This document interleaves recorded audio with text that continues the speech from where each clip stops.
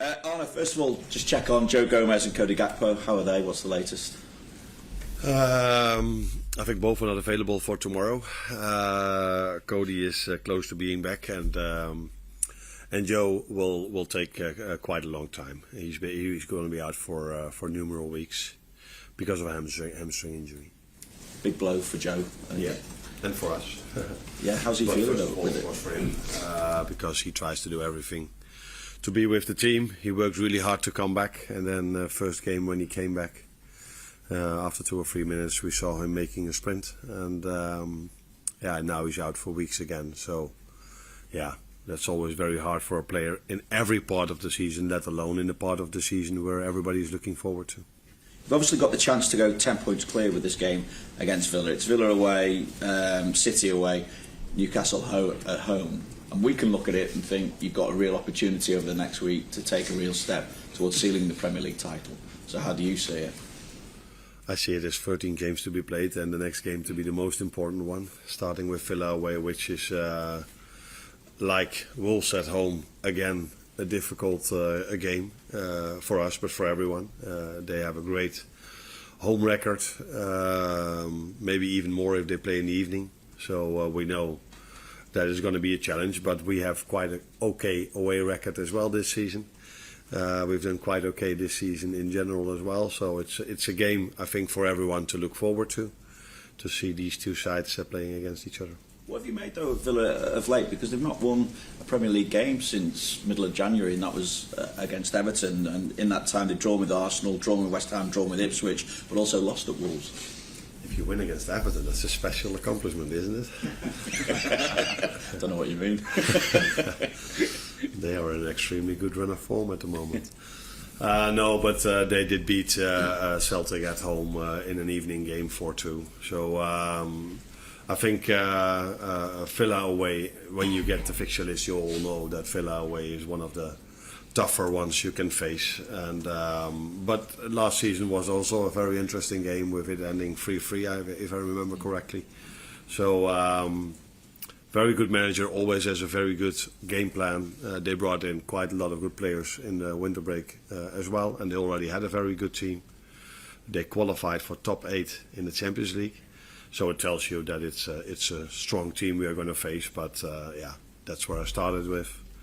Wolves at home was also tough for us, so there is every game in this period of time for every team in the league is difficult.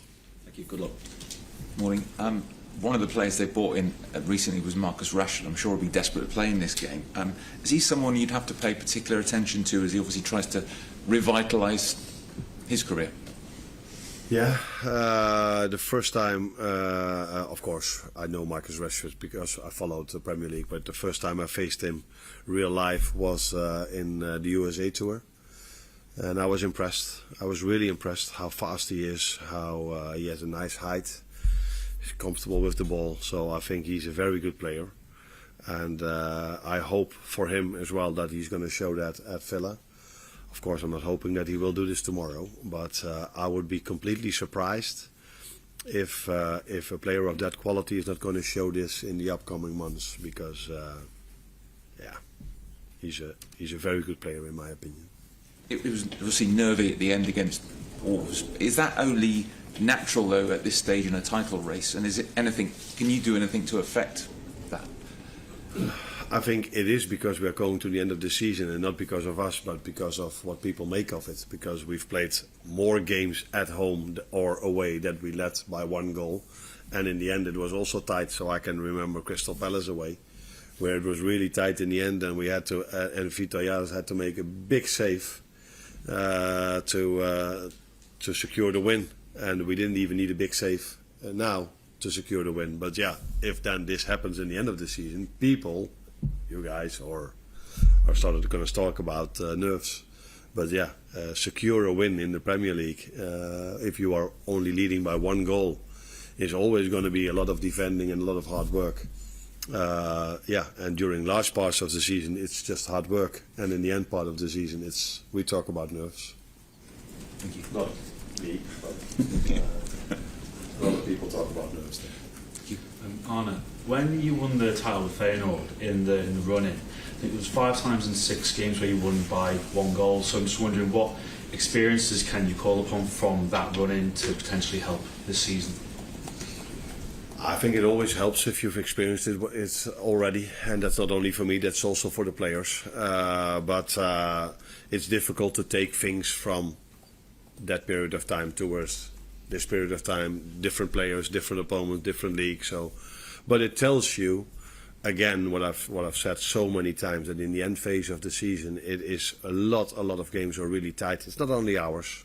If I just look at all the results, I even saw yesterday playing Barcelona, which is a team I admire a lot and play really good football this season. But they, in the end, they were close to conceding the 1-1. So it is the end phase of the season where results like this are quite common, like in our title-winning season with Feyenoord as well. It tells you that you have a team that fights till the end, and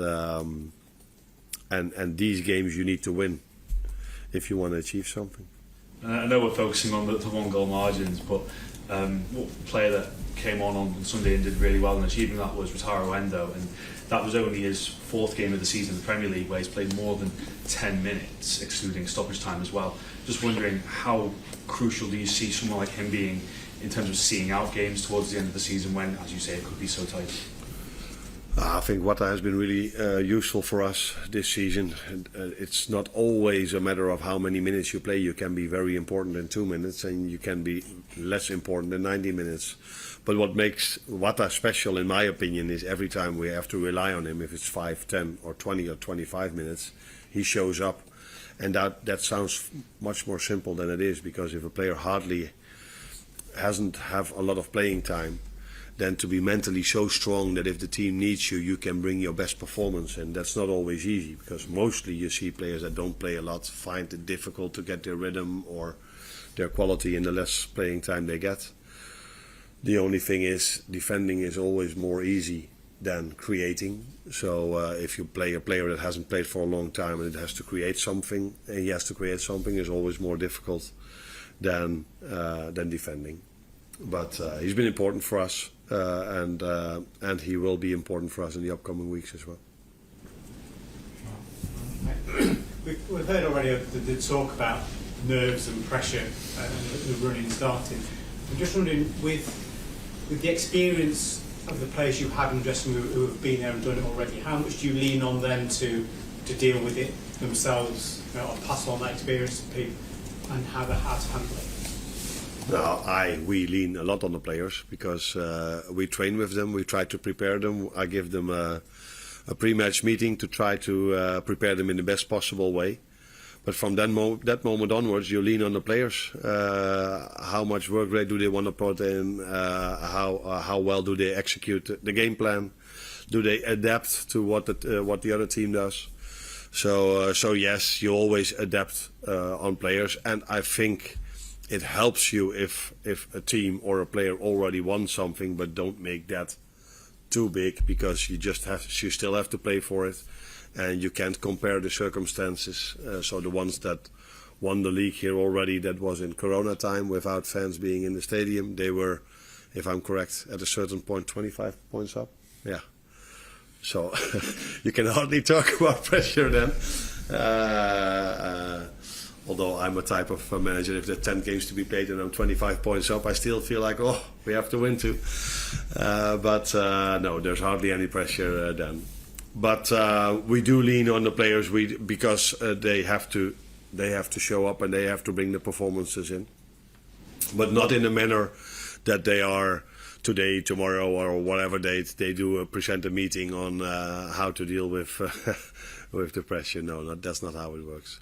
But the players you've got in there, thinking of the likes of Virgil and Alisson, but they are so experienced and they've had that level of experience to be able to just sort of put it all to one side and just concentrate on the job. Yeah, no, but it helps, not in a sense of that they've won the league here maybe, but it helps that they are used to playing big games in their careers with a lot of pressure. That's also for Maka, who's won the World Cup. So players that are used to playing in those kind of environments. So, for example, Everton away is a hostile environment. It helps if you've already experienced this once or twice So that's why it was so good for Conor Bradley, because I think it was his first to experience it, and I assume next time he played quite okay, but will only play better the next time, because you get more and more used to big games, and that is one of the things what very talented players need to have. They need to have playing time, and it's mostly more comfortable if you play at home at Anfield, and everything you do, fans cheer for you, where if you play an away game, if you do something very well, fans don't cheer for you. So that is something a player has to go through, and the more experience you have in playing big games, the better it is. But some young players don't have maybe the experience of big games, but they make the right decisions because of quality. So we must not overvalue experience, but it does help in certain situations. Hi Arne, you mentioned after the Wolves game that there's more of a mental toll of the recent games rather than necessarily a physical toll. Considering the play you're playing at the moment every 3 or 4 days, is it actually harder to get the players to reset and recharge mentally than it is physically? Because obviously they can sit in an ice bath or recharge, but they might still be thinking about the last game or the next game to come. Yeah. No, it depends on how the last game went, and that's why I said after the Everton game, it wasn't a surprise to me that the players weren't tired, but they were more tired than they maybe were in previous games, because the Everton game, the way that game went, all the things that happened during that game, and then especially in the last 8 minutes, that costs a lot of energy for everyone that was involved. That's why you can't compare tomorrow with last Sunday. I think we had a good win. We didn't play our best football, but to go away with a win gives us a different reaction than after the Everton game, where we eventually conceded in the last second with so many things happening. That probably was the reason why we were not that much, and not everyone. Because I think if I had only 1 or 2 players in my mind that looked a bit exhausted, the rest didn't. But so on the other side of that, the fact that they were able to come through a similar challenge against Wolves that they face against Everton, will that give them maybe a mental boost going into these next 2 tough games against Villa and Manchester City? I think we've managed many times already to get a win over the line, where I think we won quite a lot of games with 1 goal difference. I'm not even sure, but I think we did. But there were also moments, Newcastle away, where we conceded in the last minute, Man United at home, where we conceded, I think, 5 to 10 minutes before the end. And now this game, these things happen in a strong league as well, that you sometimes concede a goal in the last minutes of the game. Of course, it gives us confidence that we this time brought the win over the line. Again, like the Everton game, we didn't give anything away in the last 20 minutes. Till the moment at Everton, we all remember. We do take confidence from both last 20 minutes, because we had a certain feeling about the goal we conceded as well. So both games give us confidence, but it definitely helps that we didn't concede in the same manner as we conceded against Everton in the last minute. Just on Joe, is there any danger he'll miss the rest of the season? He will miss large part of the end of the season, but we expect him to be back in the end phase of the season. Yes. Will he need surgery? He might, but that's something we still have to assess. On Sunday, Thiago Jota made his first Premier League start since October. He's obviously has injury issues, and you've been managing his minutes when he has been available.